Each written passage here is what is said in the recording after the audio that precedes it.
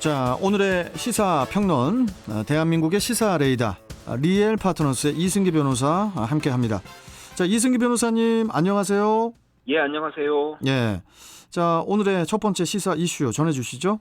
예, 오늘 이슈는 믿고 맡긴 애견 미용사, 강아지 목 조르고 주먹질까지입니다.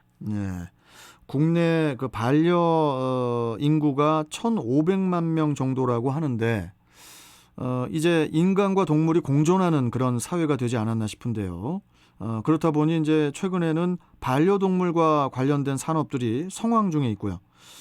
자, 그런데 최근에 한 애견 미용실에서 강아지의 목을 조르며 무차별 폭행한 사건이 발생해서 큰 충격을 주고 있는데 이 사건 어떤 내용입니까?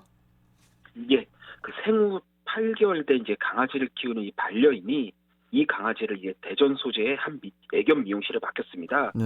이 미용실을 운영하는 이 애견 미용사는 그 애견 미용대의 수상 경력도 있고요. 또 미용 전후 사진을 올리는 이 블로그도 함께 운영하면서 이 반려인들 사이에서는 입소문이 나던 이제 유명인이었습니다. 네. 그런데 강아지를 맡기고 한 2시간 후쯤 찾아왔는데 이 강아지가 갑자기 겁에 질린 것처럼 다리를 바들바들 떨고 또 간식도 잘 먹지 않는 이런 불안 증세를 보이기 시작한 겁니다. 네.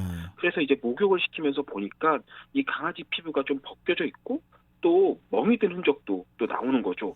그래서 곧장 미용실 가서 항의했더니 이 미용사가 하는 말이 원래 있던 상처로 트집 담는 거 아니냐라면서 오히려 자기가 화를 내는 겁니다. 네. 그런데도 이제 이 견주분이 계속해서 문제를 제기하고 그러니까 그제서야 이제 3시간 분량의 CCTV 영상을 이제 건네줘서 이제 그걸 받아왔다라는 거죠. 그러니까 이제 다행히 미용실에 CCTV가 설치가 되어 있었네요. 예, 그 해당 미용사가 아마 가게 내 이제 보안을 위해 뭐 설치한 걸로 그렇게 보입니다. 만약에 CCTV가 없었다면 학대의 증거를 찾기가 이제 어려웠을 것 같은데, 그나저나 이 CCTV 의무화 법안이 통과된 걸로 아는데 아직 그 시행 이전인 겁니까? 예, 맞습니다. 그 지난 6월에 그 동물보호법 시행규칙 개정안이 발표됐는데요. 이 개정안에 따르면 이제 동물 미용업은 CCTV를 의무적으로 설치해야 하고요. 이 녹화 기록도 30일간 의무적으로 보관해야 됩니다. 이를 어길 시에는 이제 등록 취소 내지 이제는 영업 정지 처분을 받게 되고요. 다만 법 시행일이 내년 6월까지니까 그 전까지는 의무가 아닌 거죠. 그러니까 앞으로 내년 6월 이후부터는 이제 애견인들도 저는 뭐 CCTV가 다 의무화되니까 뭐 만약에 문제가 있다 그러면 그 열람을 요청하시면 됩니다. 이 CCTV가 의무화가 되면 그래도 뭐 좀 학대가 줄지 않겠습니까? 네, 그렇죠. 아무래도 지켜보는 눈이 딱 있는 거니까 네.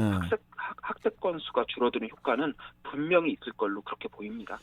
자, 그러면은 다시 사건으로 좀 돌아가서 CCTV 영상에서 그 학대 행위가 확인이 된 거죠?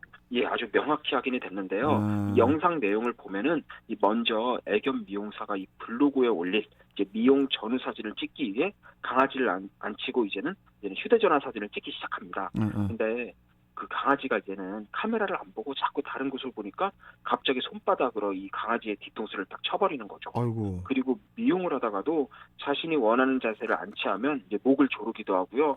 나중에는 목을 잡고 공중에 들어올리는, 그러니까 강아지가 이 목이 졸린 채 공중에 대롱대롱 매달리는 아주 그런 위험천만한 상황도 이제는 나오는 거고요. 그리고 뭐 그 외 이제는 뭐 빗으로 툭툭 치고 손으로 때리고 이거는 뭐 학대의 축에도 끼지 않을 정도로 이제 그런 행위는 아주 빈번했습니다.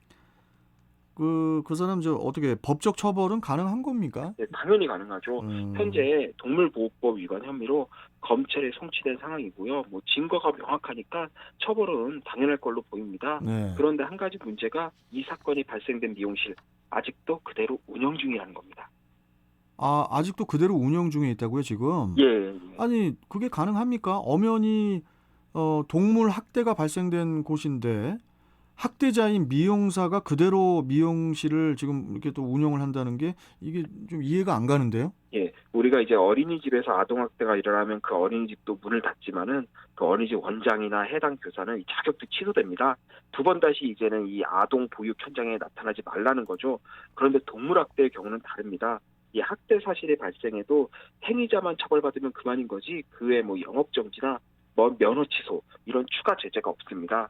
그리고 처벌 수위도 보통 벌금 수준으로 매우 약하니까 이 벌금 내고 장소만 옮겨 영업을 계속하는 경우가 많고요.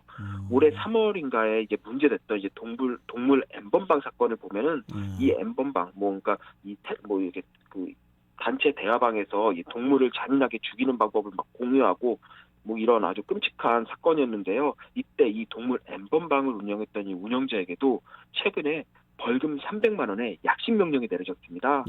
그런데 이마저도 많다고 지금 정식 재판을 청구한 그런 상황입니다. 결국 이렇게 처벌도 약하고 그리고 추가 제재도 없고 그러니까 이렇게 계속해서 같은 일이 반복되는 것도 있죠. 이게 결국 그 법의 문제이기도 한 게 우리 법에서 이제 동물을 생명체가 아닌 물건이나 재산으로 보고 있지 않습니까, 현재? 이 그렇죠. 동물을 함부로 대해도 처벌이 높지 않다고 생각을 하니까 더욱 이 동물에 대한 존중이 없어지는 거고 이게 악순환의 연속인 것 같아요. 예, 맞습니다. 네. 결국 동물은 어떻게 보면 사회적 약자인데 사회적 약자에 대한 존중이 없어지고 계속 사회적 약자에 대한 이제는 가혹행위, 학대행위가 많아지면 결국 점점 이제 감정이 묻어지고 이제 결국 그게 좀 더 강한 존재, 결국엔 인간까지 가는 거죠. 그러니까 그게 악순환인데요. 예. 특히 현행법에서는 동물을 물건으로 보니까 이 동물 학대가 발생해도 처벌과 피해 보상이 아주 미흡할 수밖에 없습니다. 만약 학대로 동물을 죽였다면 처벌도 약하지만 그 손해배상 수준도 한 동물의 한 분양가 정도. 아니면 동일 종의 동일 연령의 동물이 현재 얼마에 거래되고 있는지 한 요 정도인 겁니다. 그리고 동물도 물건, 즉 소유자의 재산이니까 이혼 시에는 또 양육권 분쟁이 아니라 재산 분할 대상이 되고요. 만약 빚을 못 갚아 압류를 당해 집에 빨간 딱지가 붙이게 되면은 동물 역시도 냉장고, 세탁기, 침대 같은 물건들과 똑같이 압류 목록에 올라가 이제 경매를 통해 처분되는 아주 황당한 일이 벌어집니다. 물론 최근에는 이 어떤 사건이 있었냐면은 어류 양식협회 대표가 시위 중에 이 방어와 참돔을 길거리에 던진 사건이 있었습니다. 근데 이를 두고 수사기관이 동물 학대에 해당한다고 해서 기소 의견으로 검찰에 송치를 했는데 이렇게 실무에서는 동물 학대에 대해 최대한 엄하게 처벌하라는 움직임은 분명히 있습니다. 그런데 일단 우리 법에서 동물을 물건으로 보고 처벌 수위도 약하게 규정하고 있다 보니까 아무리 동물 학대 부분을 엄하게 하고 싶어도 일단 법의 테두리를 넘지 못한다는 한계가 있으니까 결과적으로 보면은 이거 동물 학대를 너무 약하게 하는 거 아니냐, 너무 추가 제재도 없고 이런 이제는 좀 이런 뭔가 모순이 막 계속 나오는 거죠. 그래서 이제 최근 그 정부에서 그 동물을 물건이 아닌 생명으로 보는 개정안이 입법 예고한 그런 상황인데 이 법이 통과가 되면 좀 달라지지 않을까요?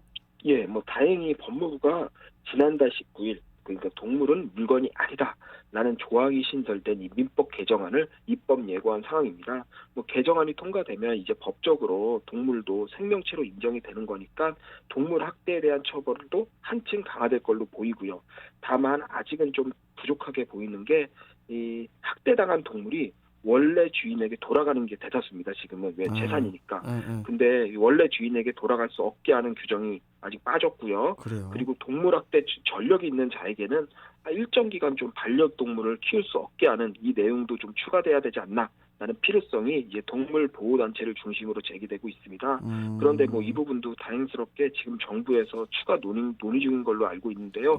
이 부분까지 보완이 되면 동물의 권리 한층 더 강화되지 않을까 그렇게 생각합니다. 좀 여러 가지가 좀 추가가 돼야 될 상황이에요. 지금 보니까 이 개정안에.